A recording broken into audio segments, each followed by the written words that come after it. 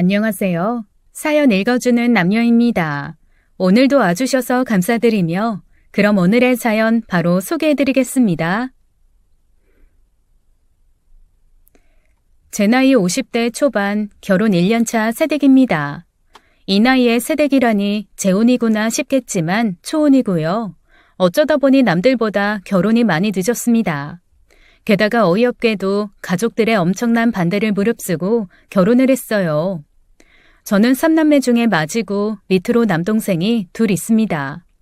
고2 때 아버지가 돌아가셨는데 그 후 엄마 혼자 밤낮으로 남의 집 일을 하며 저희 3남매를 키우셨어요. 하지만 엄마는 늘 제게 입버릇처럼 말하길 너는 내 딸이자 내 남편이다라고 하셨습니다. 그렇게 말씀하셨던 이유는 제가 고등학교 졸업하자마자 돈을 벌었거든요. 그때는 그럴 수밖에 없었어요. 아버지 돌아가신 순간부터 대학 가는 건 포기했고 내 걱정보다는 두 동생들 어쩌나 하는 생각부터 들었거든요. 아버지는 생전에 동생들보다 저를 훨씬 예뻐하셨습니다. 엄마 말에 의하면 두 분 신혼 초부터 난 무조건 딸 낳을 거야 하셨다네요. 그렇게 딸 타령하다가 제가 태어났으니 얼마나 좋으셨겠어요. 뒤로 아들이 둘이나 태어났지만 먹는 거 입는 거 전부 좋은 건 항상 제가 우선이었습니다. 하물며 아버지는 눈 감는 순간까지도 제 이름만 부르다 가셨으니까요. 아버지 떠나시고 엄마 혼자 고생하는 걸 차마 못 보겠더라고요. 대학이고 뭐고 다 포기하고 고등학교 졸업하자마자 안 해본 일이 없을 만큼 이것저것 닥치는 대로 돈을 벌었죠. 카페, 호프집 서빙부터 마트에서 고래고래 소리치며 도너츠를 팔기도 했고 길거리에서 전단지를 나눠주며 고깃집 홍보도 했습니다. 공장, 심부름센터, 오퍼상 격리 등등 정말 안 해본 일이 없었어요. 일하면서 험한 일도 많이 당했어요. 고생이란 고생은 다 했는데 월급 못 받은 적도 많고 성추행도 수차례 당했죠. 아예 대놓고 돈 줄 테니 한번 자자고 말하던 아버지 뻘 업주도 있었어요. 그렇게 죽어라 동생들 뒷바라지를 했습니다.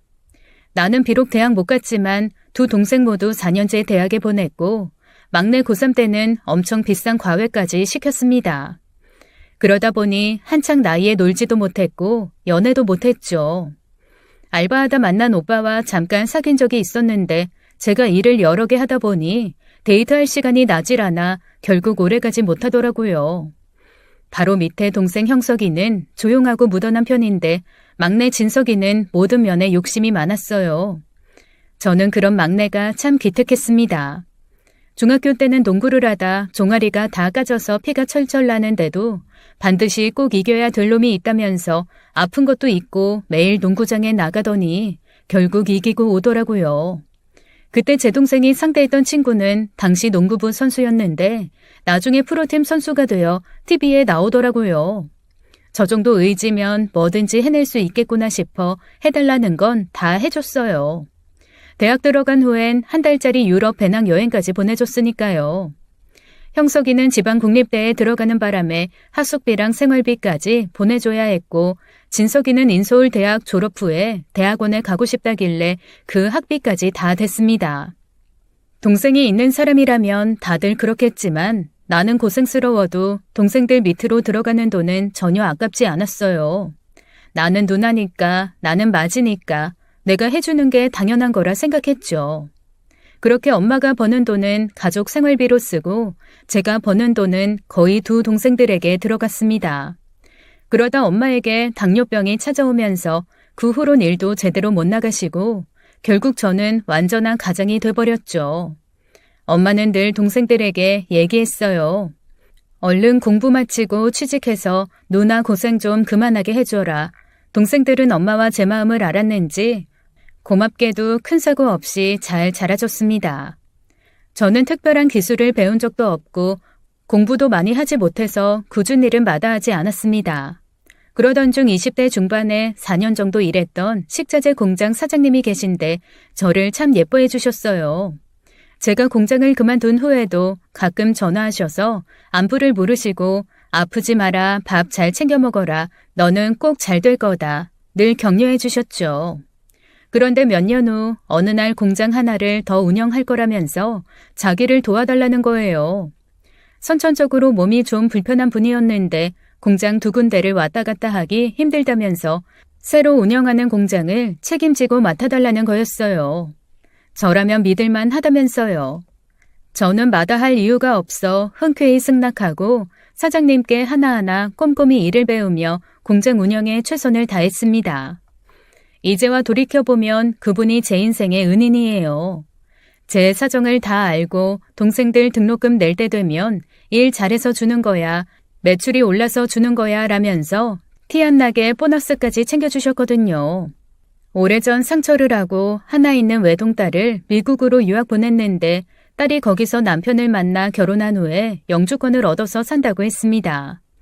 하지만 너무 일찍 유학 보낸 탓에 딸과 함께한 시간이 적어 늘 아쉽다면서 그 딸을 대신해 저를 엄청 챙겨주셨죠. 저는 그 공장에 영혼을 갈아 넣었다 해도 과언이 아닐 만큼 청춘을 바쳐 일했어요. 정성을 다한 만큼 매출이 늘었기에 일하는 재미도 있었고 젊고 결혼도 안 한 여자가 책임자랍시고 와 있는 게 영 못마땅했는지 처음엔 직원 몇 명과 크고 작은 갈등도 있었지만 나중엔 서로 끈끈한 신뢰와 정이 쌓였습니다. 무엇보다 저는 절 믿고 공장을 맡겨준 사장님을 실망시켜드리고 싶지 않아 정말 최선을 다해 일했어요. 그러다 사장님 건강이 나빠지면서 미국에 있는 딸에게 가기로 했다며 이제 공장을 정리하신다더군요. 그 얘기를 듣고 서둘러 다른 일을 찾아야겠구나 했는데 사장님이 저를 불러 말씀하시길 이쪽 공장은 이미 내놨어. 오늘 만난 업자가 그나마 괜찮은 것 같아서 이번 주 내로 계약할 것 같다. 문제는 그쪽 공장인데 나는 그거 네가 계속 맡아서 했으면 좋겠거든. 혹시 돈 모아둔 거 있으면 네가 그거 인수해라. 직원 몇 명 안 되는 작은 공장이지만 제가 무슨 돈이 있어 공장을 인수하겠어요. 그래서 솔직히 말씀드렸죠. 모아둔 돈이 없으니 제 걱정 말고 편하게 정리하시라고요. 그런데 사장님은 당신이 처음 공장을 샀을 때 가격으로 받으시겠다는 거예요. 금액을 들으니 당시 시세의 반의 반 가격이었습니다. 내가 너한테 이 가격에 넘기는 이유 너도 잘 알 거야. 잘 키워놓은 공장 다른 사람한테 넘기는 게 아깝기도 하고 가끔 한국 들어오면 편하게 들릴 곳 있었으면 싶기도 하고 무엇보다 공장하고 너하고 궁합이 좋아서 앞으로도 계속 잘 될 것 같거든. 하지만 공짜로 줄 수는 없잖냐. 이 기회에 네 돈 직접 투자해서 사업 한번 제대로 해라. 남 밑에서 일하고 월급 받을 줄만 알았지 사업이라는 건 꿈도 안 꿔봐서 사장님의 느닷없는 제안에 덜컥 겁이 났지만 솔직히 그 못지않게 욕심도 났어요. 그래서 각종 적금과 청약 통장까지 깨서 돈을 마련해 당당히 공장을 인수받았습니다. 그 후 저는 공장에서 거의 살다시피 했어요. 진짜 내 공장이다 생각하니 마음가짐이 달라지더라고요. 그리고 3년 후 공장 매출은 3배로 늘었고 부지도 3배로 넓혔습니다. 그때 제 나이가 38세였어요. 동생 형석이는 대학 졸업하고 곧바로 취직했지만 매번 한 직장을 2년 이상 못 다녔습니다. 결국 빚을 내 작은 카페를 차리더라고요. 물론 카페 차릴 때 제 돈도 적지 않게 들어갔는데요. 처음엔 빌빌대더니 어느 날 갑자기 똑 부러지는 알바생 하나가 들어와서는 둘이 연애를 시작했고 그 아이의 부지런함 덕분에 손님이 많이 늘더라고요. 그리고 둘은 결혼을 했습니다. 올케는 참 야무졌어요. 제가 신혼집까지 얻어줄 능력도 안 됐지만 아예 처음부터 자기들 돈으로 작은 전셋집에 신혼살림을 차리더라고요. 참 기특했습니다. 2년 후엔 조카도 태어났고요. 막내 진석이는 매사 적극적이어서 대학원 졸업 후에 여기저기 입사시험을 보러 다니더니 나름 탄탄한 회사에 들어갔고 일도 열심히 연애도 참 열심히 하더니 속도 위반으로 결혼을 하게 됐어요. 문제는 진석이의 신혼집이었습니다. 곧 아이가 태어나니 작은 집에서 못 산다며 30평대 아파트를 보고 왔대요. 그러면서 전세는 너무 비싸고 반전세로 하겠다며 매달 월세는 자기가 낼 테니 저보고 보증금을 해달라는 거예요. 사실 형석이 카페 차릴 때 돈을 보태서 진석이도 뭔가는 해줘야겠다 생각하고 있었기에 나름 거액이었음에도 불구하고 무리해서 해줄 수밖에 없었습니다. 아깝다는 생각은 전혀 없었어요. 자식 같던 두 동생을 결혼시키니 이제 조금 어깨가 가벼워지겠구나 싶었습니다. 하지만 그게 또 안 되더라고요. 줄줄이 태어난 조카들도 내 색이나 다름없었습니다. 틈나는 대로 분유, 옷, 장난감 사주고 형석이 딸 유모차 사줬는데 진석이 아들은 안 사줄 수도 없고 생각보다 돈이 많이 들어갔어요. 엄마는 이제 그만해라. 지 새끼 지들이 알아서 키우게 냅둬라고 하시며 저를 말리셨지만 그게 되나요? 조카들에게 끊임없이 돈이 들어갔습니다. 그래도 아깝진 않았어요. 남도 아닌 내 피줄이니까요. 그러는 사이 제 공장은 업계 트렌드도 변하고 경제 사정에 따라 매출이 들쭉날쭉했지만 그래도 나름 안정적으로 돌아가면서 어느덧 저에게도 시간적 여유가 생기더라고요.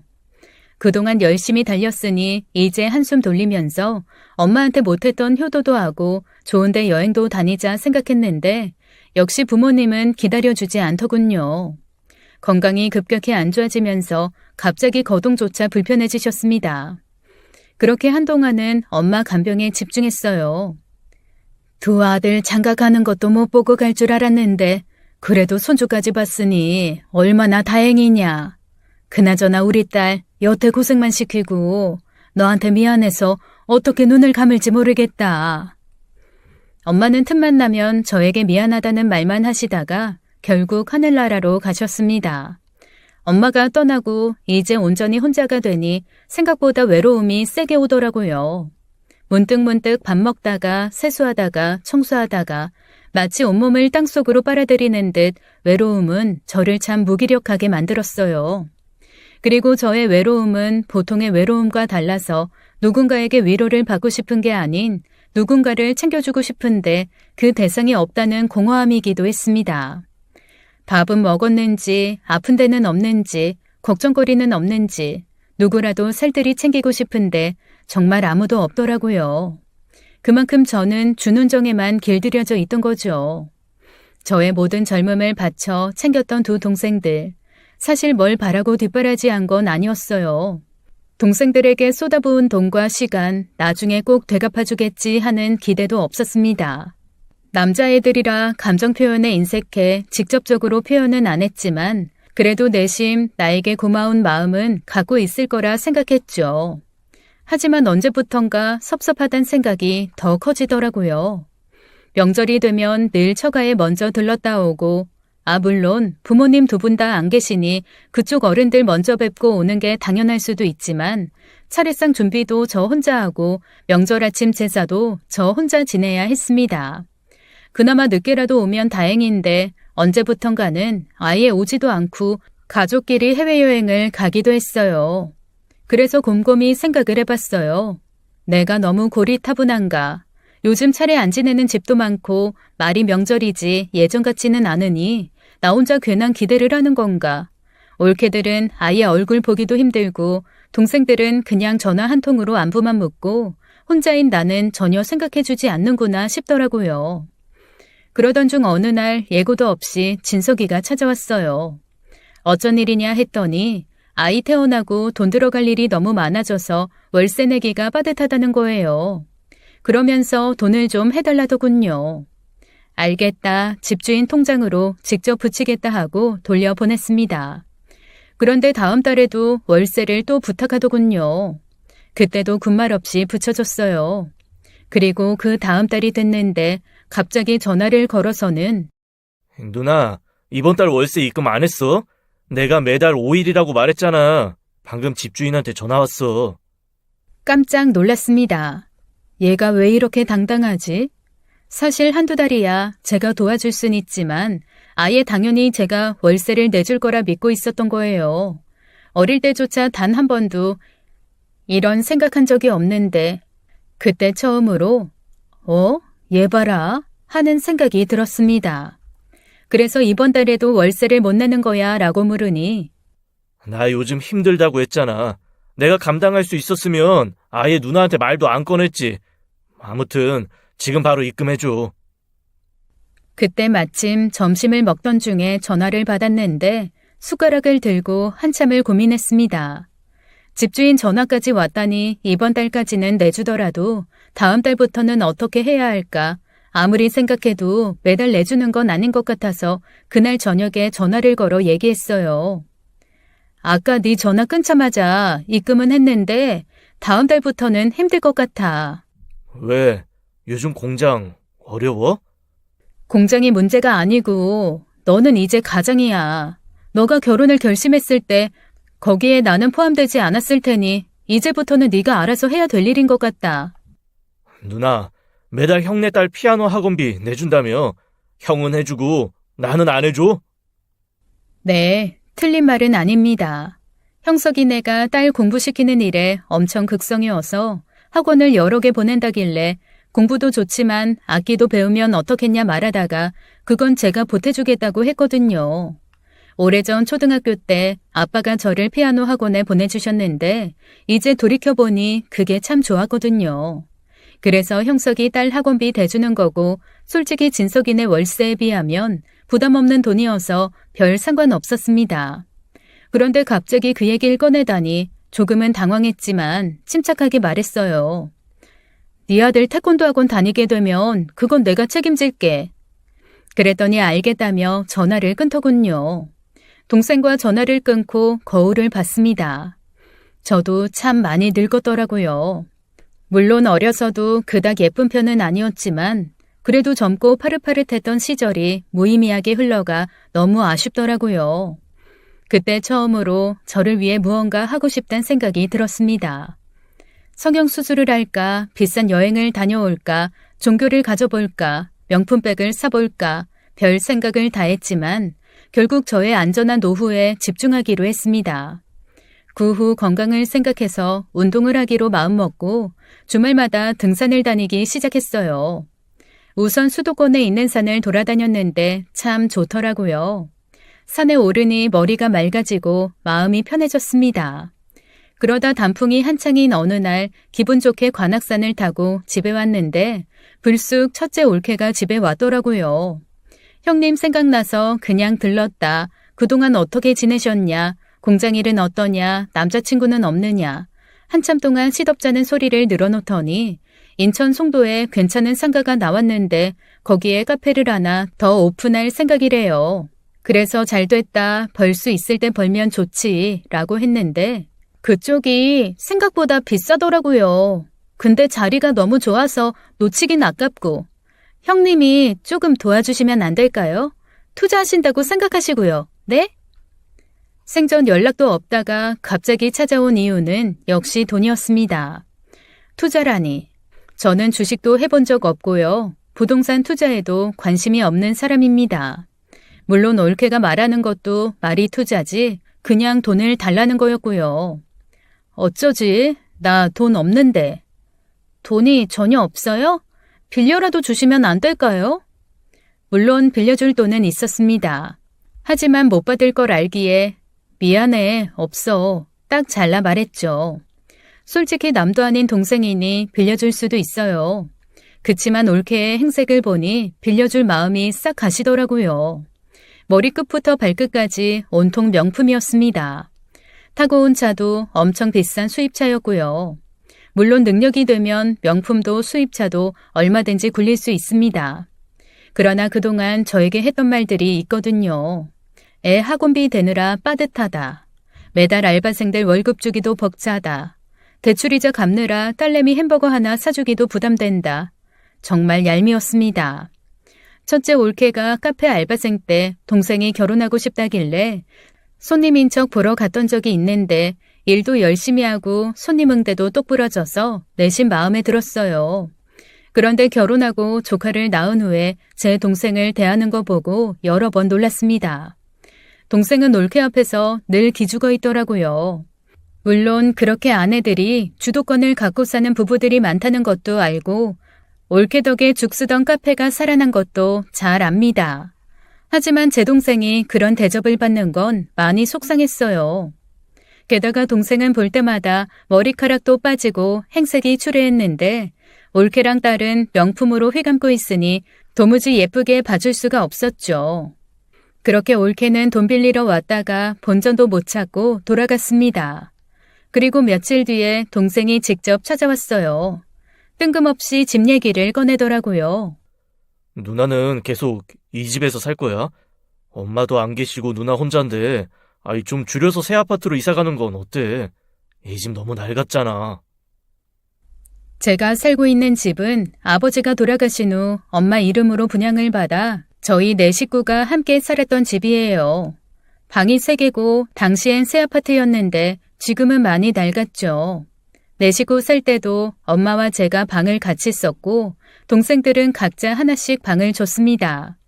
그럴 수밖에 없었던 게 저는 20살부터 일을 했고 동생들은 공부를 했으니 방을 따로 주는 게 맞다고 생각했거든요.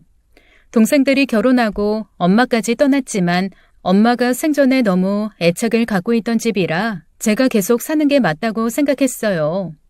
제삿날 엄마가 오시면 마음이라도 편하실 테니까요.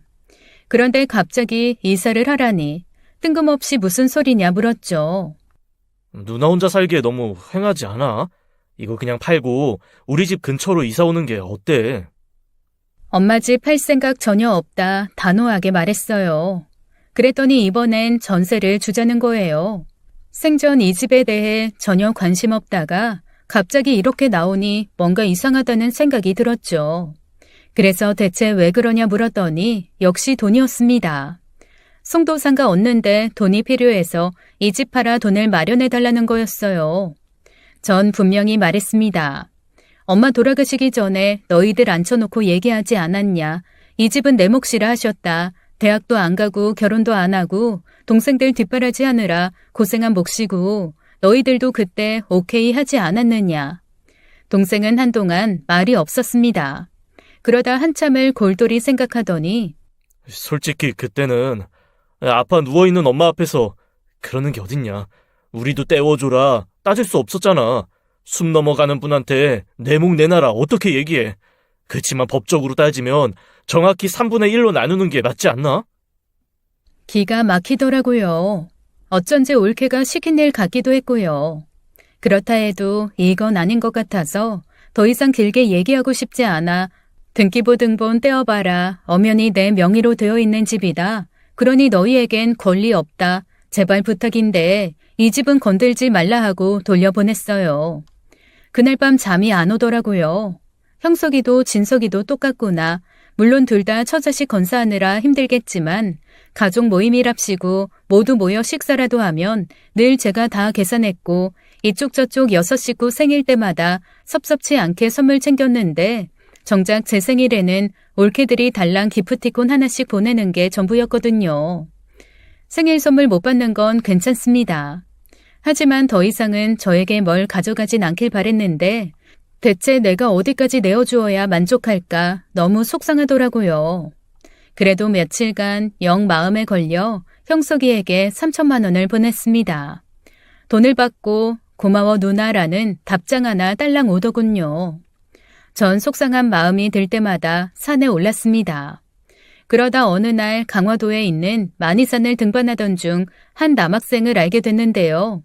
그 학생도 혼자 왔길래 조심스레 김밥을 나눠주다 이런저런 얘기를 나누게 되었죠. 곧 군입대를 앞둔 대학 2학년생이었는데 젊은 학생이 왜 혼자 등산 왔냐 물었더니 죽어라 좋아했던 여자가 있었는데 얼마 전 자기 절친과 사귀는 걸 알게 돼서 그 여자를 잊기 위해 산에 왔다는 거예요. 보통은 술을 마셨을 텐데 산에 왔다니 참 귀엽더군요. 게다가 학생 입장에서 보면 저는 그냥 처음 보는 아줌마일 뿐인데 허심탄회하게 자기 연애사를 털어놓는 거 보니 얼마나 속상하면 이럴까 싶으면서도 한편으론 고맙다는 생각이 들더라고요. 얘기를 다 들은 후에 난 결혼도 안 하고 연애 경험도 없어서 뭐라고 조언은 못하겠지만 그 여자랑 잘 됐어도 어차피 헤어질 수밖에 없었을 거야. 왜냐면 요즘 세상에 20대 초반에 만난 여자랑 결혼하는 경우는 드물고 설령 결혼을 하더라도 그건 너무 손해보는 인생인 것 같다. 라고 얘기해 주었죠. 그 얘기가 마음에 와닿았는지 괜찮으면 다음번에 다시 만나 또 산에 가자는 거예요. 여자를 잊기 위해 산을 탔지만 이젠 그냥 산이 좋아졌대요. 사실 저는 누구를 만날 시간도 없이 일만 했기에 변변한 친구 하나 만들지 못했거든요. 그런데 이렇게 다 늦은 나이에 아들벌 되는 귀여운 등산 친구를 만나게 된 거였죠. 자주는 아니고 한 달에 한 번 정도 만나 산에 올랐어요. 웬만하면 친구들과 함께 오는 게 어떻냐고 물었더니 자기 친구들은 술 마시고 여자 만나 노느라 등산 같은 건 안 한다네요. 얘기를 나눌수록 참 씩씩하고 생각이 깊은 학생이었습니다. 제 동생들은 대학 때도 제 눈엔 마냥 어린애 같기만 했는데 이 학생은 엄청 어른 같더라고요. 현재 불어를 전공하고 있지만 자기 꿈은 목수라면서 나중에 아버지와 함께 여기저기 돌아다니며 집 짓는 일을 하고 싶다더군요. 이미 아빠랑 그렇게 하기로 약속도 했대요. 그래서 엄마는 뭘 하시냐고 물었더니 부모님은 아주 어릴 적에 이혼을 했고 엄마는 재혼을 하셨으며 안 보고 산 지 아주 오래됐다고 했습니다. 문득 예전 공장 사장님 생각이 났어요. 그분도 혼자 되고 딸 하나 키우며 사셨는데 이 친구 아버지도 그랬구나. 그러면서 한편으론 이렇게 듬직한 아들이 있으니 얼마나 큰 힘이 될까 싶어 많이 부럽더라고요. 얼마 후 열흘 후에 입대하게 됐다며 마지막 산행을 함께 가자 연락이 왔습니다. 한동안 못 보겠구나 아쉬운 마음에 정성스럽게 도시락도 준비하고 마음 같아선 용돈도 주고 싶었지만 돈을 주면 이상할 것 같아 선크림을 샀죠. 도시락을 쌌는데 마치 소개팅 가는 것처럼 마음이 설레더군요. 그런데 놀랍게도 진짜 소개팅이었습니다. 그 친구가 아빠와 함께 왔더라고요. 저 입대해도 아주머니 혼자 다니시지 마시고 우리 아빠 좀 데리고 다녀주세요. 맨날 집에만 있고 운동을 하나도 안 하시거든요. 오늘도 집에 있겠다는 거 억지로 끌고 왔어요. 그 아빠란 사람도 아들이 이런 이벤트 준비한 걸 몰랐다며 적잖이 놀라는 모습이었습니다.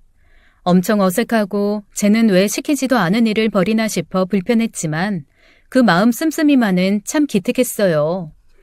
며칠 후 엄마 제삿날이 돌아와 동생들 식구가 모두 모였습니다. 첫째 올케는 바쁘다면서 형석이만 왔고 진석이네는 내외가 같이 왔더라고요. 제사를 마치고 모처럼 술 한 잔씩 하게 됐는데 형석이는 경기가 안 좋아 장사가 안 돼 힘들다. 진석이는 회사 사정이 안 좋아 언제 잘릴지 몰라 이직 고민 중이라면서 서로 힘든 얘기 털어놓기 바쁘더라고요. 그러다 형석이는 먼저 집에 가고 진석이네는 애가 잠드는 바람에 조금 더 있다 가겠다길래 그러라고 했죠. 그러다 저도 동생들과 술을 몇 잔 마셔서인지 스르륵 잠에 들었고 새벽에 어렴풋이 잠에서 깨어 일어났는데요. 진석이네가 아직 안 가고 식탁에 앉아 조근조근 얘기하는 소리가 들려오더라고요. 일부러 들으려고 했던 건 아닌데 둘의 대화 내용은 참으로 충격적이었습니다. 그 삼촌, 우리는 전혀 모르는 줄 알겠지? 형도 나한테 말 안 했어. 뻔하지 뭐. 누나랑 형이랑 나 모르게 하자 했겠지. 자기 형수가 나한테 뭐라는 줄 알아? 삼천씩이나 받아놓고 고작 삼천이래. 고작 삼천. 우리는 꼴랑 월세 2달 내줬으면서 어떻게 3천을 선뜻 주냐? 꼴랑 월세 2달이라 신혼집 얻을 때 제 돈으로 보증금 들어간 건 아예 까먹은 듯 싶더라고요. 하지만 그 뒤에 이어지는 얘기가 더 충격적이었습니다. 형님네 공장 그건 얼마나 나가? 공장이 얼만가가 중요한 게 아니라 거기서 나오는 매출이 중요하지. 나 봐서 회사 때려치고 누나 공장 가서 일한다고 하려고. 자기가 그딴 공장 일을 한다고? 내가 설마 쪼그리고 앉아서 궁상맞게 물건 포장하는 일이나 할까봐? 말도 안 되지. 공장 운영하는 거 도와준다고 하려고. 나도 이제 슬슬 익혀둬야지. 그래 그러자. 그 공장 자기네 형님네로 가기 전에 얼른 먼저 찜해놔. 뒷골이 띵하더라고요. 오픈할 때 빼고 거의 공장에 와보지도 않고선 저딴 소리를 하니 내가 잘못 들었나 싶었어요. 전 침을 꼴깍 삼키며 방문에 귀를 대고 동생 내외가 하는 얘기를 계속 들었습니다. 형은 딸만 있으니 걔 시집 가면 그만이고 자기네는 아들이니 나름 이 집 종손이다. 그러니 공장은 당연히 자기 아들한테 가는 게 맞다.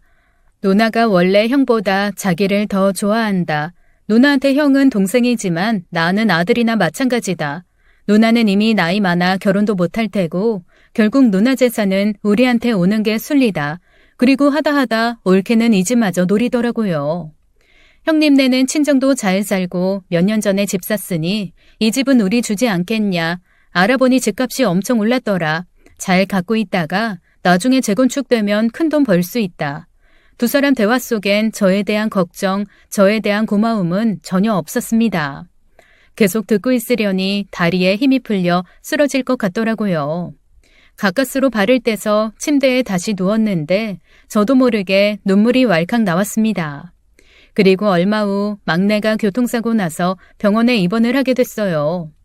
처음 사고 소식 들었을 때 심장이 멎는 줄 알았는데 다행히 많이 다치지 않았고 감염병 시국이라 병실 면회가 금지돼서 어쩔 수 없이 퇴원하기만을 기다렸죠. 막내가 퇴원하고 다 같이 막내네 집에 모이게 됐습니다. 조카들까지 다 모였는데요. 누군가가 아프니 가족들 간의 정이 쌓이는 듯 모처럼 단란한 시간을 보내게 됐어요. 그 옛날 아빠가 돌아가셨을 때 얘기를 하며 눈물을 흘리기도 했고 엄마를 그리워하는 마음도 나눴죠. 또 두 동생들 연애할 때 얘기까지 나오면서 많이 웃기도 했어요.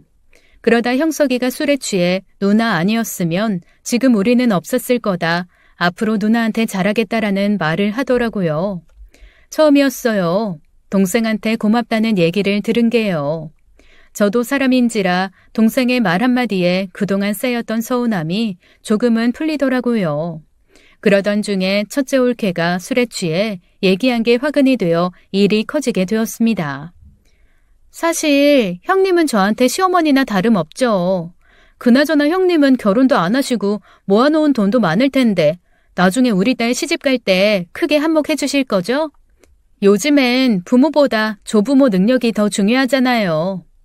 그 얘기를 듣고 있는 막내 올케의 눈빛이 점점 달라지는 게 보였습니다. 그 와중에 첫째 올케의 입방정은 멈추질 않고 계속됐죠. 사실 저희 송도 카페 오픈한 이후로 되게 힘들거든요. 왔다 갔다 하는 것도 힘들지만 생각보다 손님이 안 들어서 마진이 전혀 안 남아요. 처음에 워낙 큰 돈이 들어가서 대출을 무리하게 땡겼더니 버는 거 족족 매달 이자 내기도 버겁고 전 솔직히 형님이 조금은 도와주실 거라고 믿었는데 그때 단칼에 거절하셔서 저 형님한테 조금 서운해요. 제 맘 이해하시죠? 형석이가 그만하라며 말렸지만 올케는 작정을 한 것 같더라고요. 한번 쏟아내기 시작한 얘기는 자기 신랑이 말려도 멈추지 않았습니다. 딸내미 밑으로 들어가는 돈이 만만치 않아요. 형님은 애가 없으셔서 모를 거예요. 왜 큰 집을 깔고 앉아 사세요? 우리가 앞으로 깍듯이 모실 테니까 그 집 처분하고 저희 좀 도와주세요. 듣다 막내 올케가 한마디 하더군요. 형님은 삼천이나 가져갔으면서 어떻게 그런 말을 할 수 있어요? 형님네는 벌써 집도 사고 좋은 차도 타지 않아요? 욕심 좀 그만 내세요.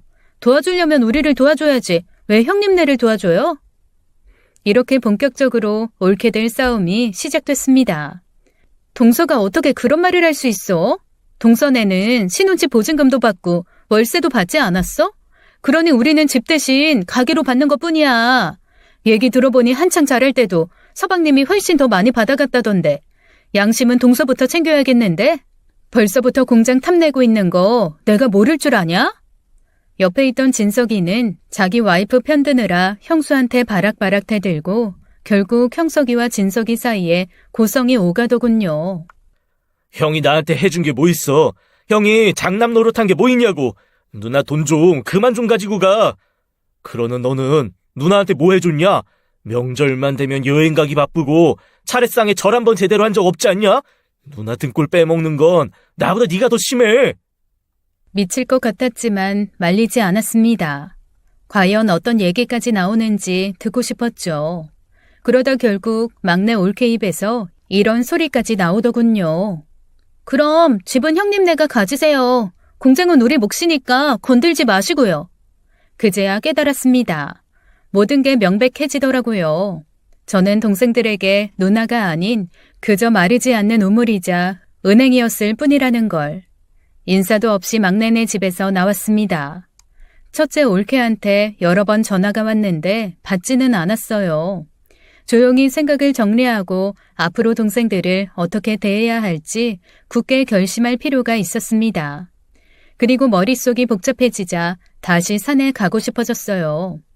그 사이 군대 간 친구의 아빠가 함께 등산하자 두어 번 연락이 왔지만 거절을 했습니다.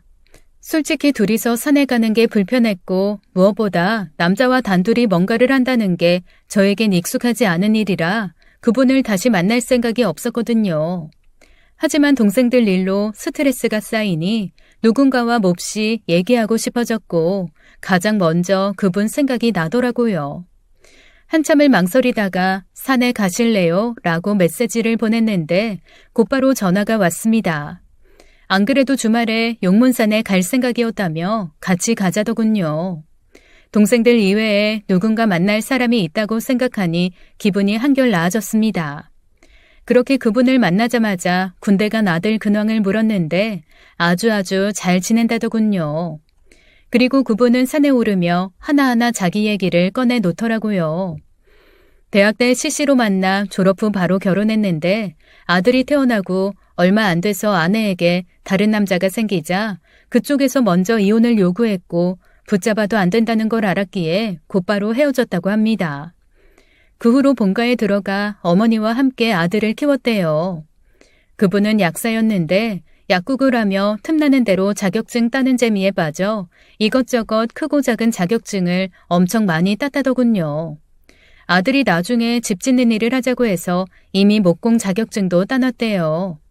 죽어라 좋아했던 여자에게 배신을 당하자 그 후로 다시는 결혼하지 않겠다 결심하고 일부러 자격증 따는데 몰입해 열정을 쏟았다고 했습니다. 산에서 내려오면서는 제 얘기를 했어요. 그동안 아무것도 못하고 일만 하며 살아온 얘기, 동생들 뒷바라지에 올인한 얘기, 그리고 동생들 때문에 잠도 거의 못 잘 만큼 속상하다는 얘기. 속에 있는 걸 다 털어놓으니 마음이 편해지더군요. 그리고 다음날 생각지도 못했는데 그분이 공장 근처까지 오셨더라고요. 저에게 줄 게 있다는 거예요. 이거 숙면에 도움 될 거예요. 자기 전에 하나씩 드세요. 너무 많이 먹지는 마시고요. 그분께 약을 받아 들고 돌아오는데 갑자기 눈물이 나더라고요. 아휴, 나도 이런 선물을 받을 수 있구나. 동생들과 불편한 일이 있은 후 저도 동생들도 서로 연락을 하지 않았습니다. 지난 30년 동안 밤마다 자기 전에는 늘 동생들 걱정뿐이었는데 이제 다 부질없다는 생각이 들었죠. 그리고 이렇게 된 데는 동생들 잘못도 있지만 저의 잘못도 크다는 걸 깨달았어요. 무조건 퍼주면 된다고 생각했습니다.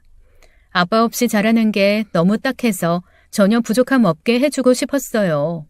밖에 나가 기죽게 만들고 싶지 않았고 다른 집 애들만큼 공부하고 먹는 것도 입는 것도 아쉽지 않게 해주고 싶었습니다. 그렇게 동생들은 누나가 다 채워주니 언제부턴가 그게 당연한 거라 생각했겠죠. 누나는 늘 퍼주는 사람, 누나는 뭐든지 해달라면 다 해주는 사람이었던 거예요. 제가 밖에서 어떤 일을 당하는지 끼니도 굶어가며 갖은 모진 소리 들으며 일하는 건 전혀 생각 못했을 거예요. 그냥 저는 돈을 벌어오는 사람일 뿐이었습니다.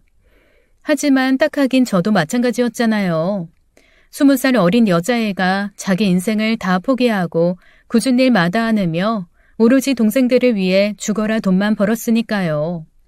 당시 저에게는 아빠의 빈자리는 컸고 저도 누군가의 보살핌이 필요했는데 저도 동생들도 모두가 그걸 외면한 채 살았던 거죠.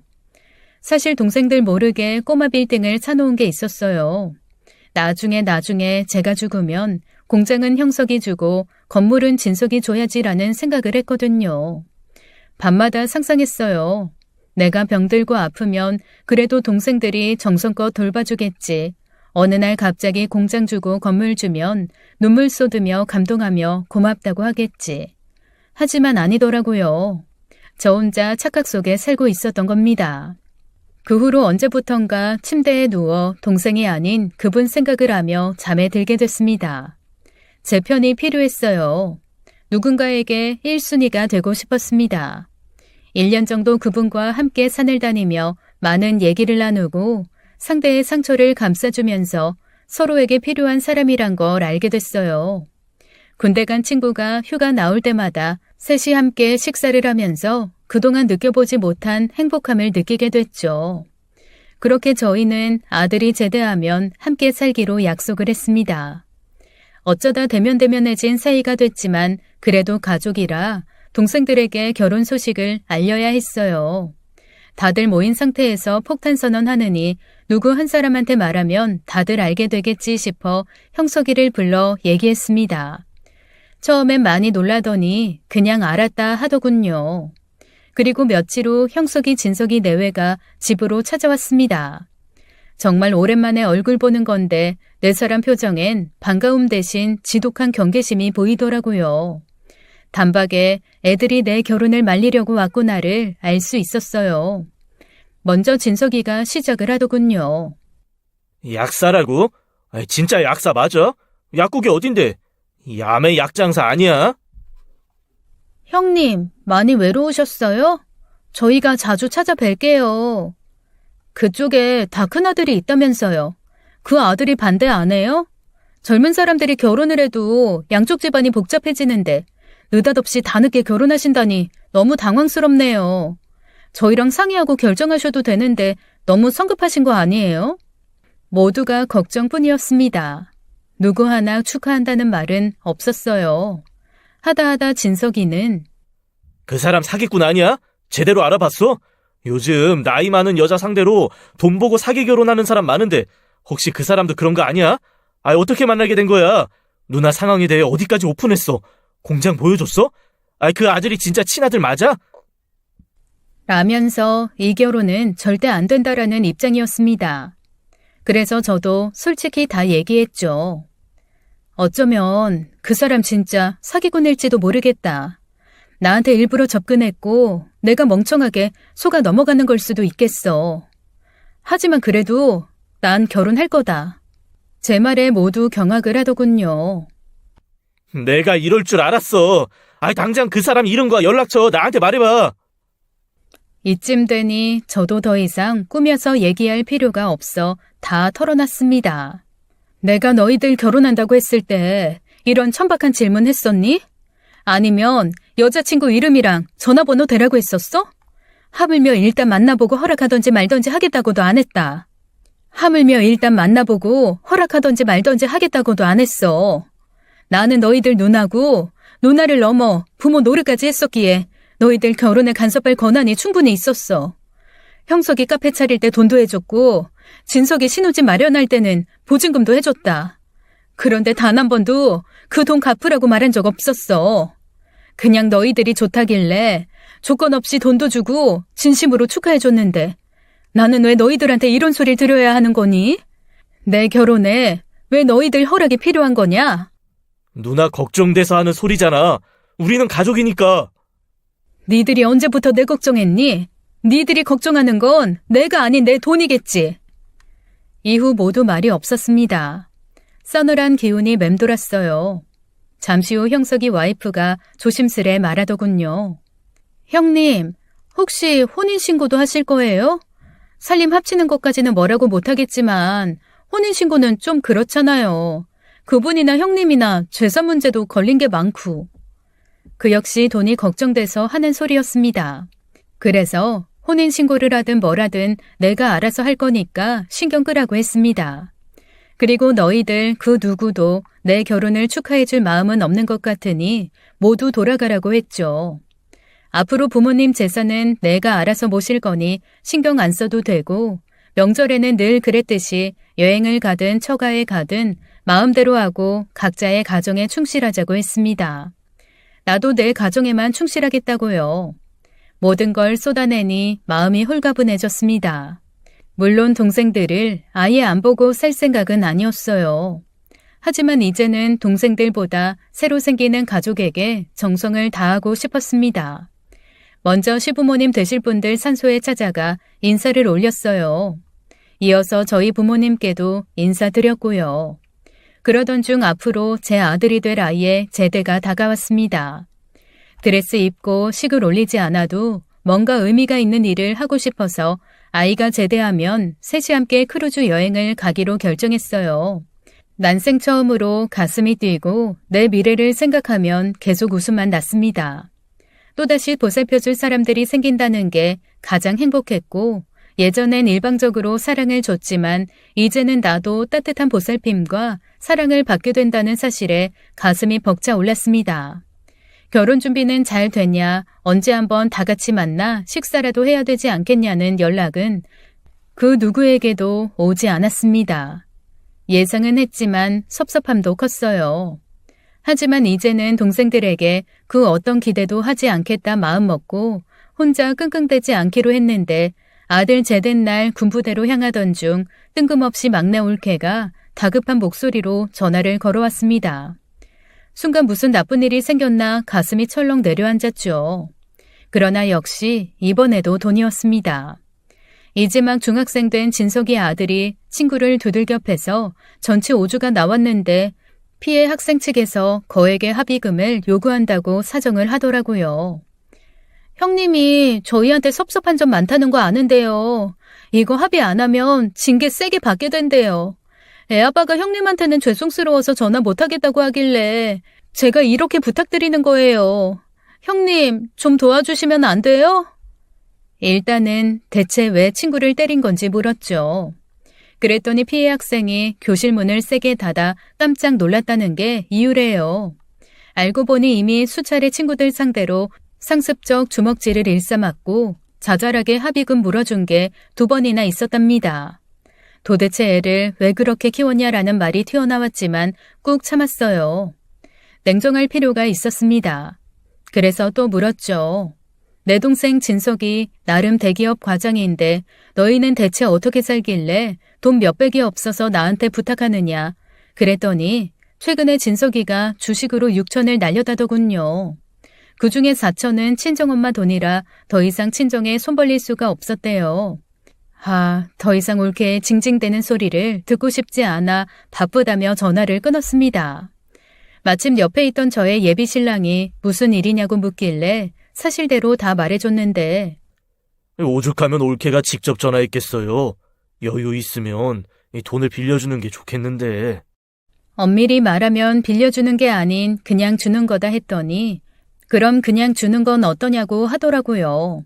하지만 저는 계속 냉정하게 생각했습니다. 가장 먼저 든 생각은 이것저것 따질 것 없이 바로 송금해주는 거였지만 어떻게든 안 주는 쪽으로 생각하려 노력했어요. 늘 돈 필요하다 연락 오면 1분 내로 돈을 보냈는데 이게 얼마나 호구짓이었는지 후회가 컸습니다.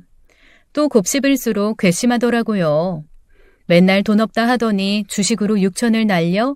그것도 장모님 돈까지 빌려서? 몇 년 전 나한테 월세 내달라고 할 때 새 식구가 나 모르게 사이판에 다녀왔었고 선물 하나 사다 주지 않았던 일.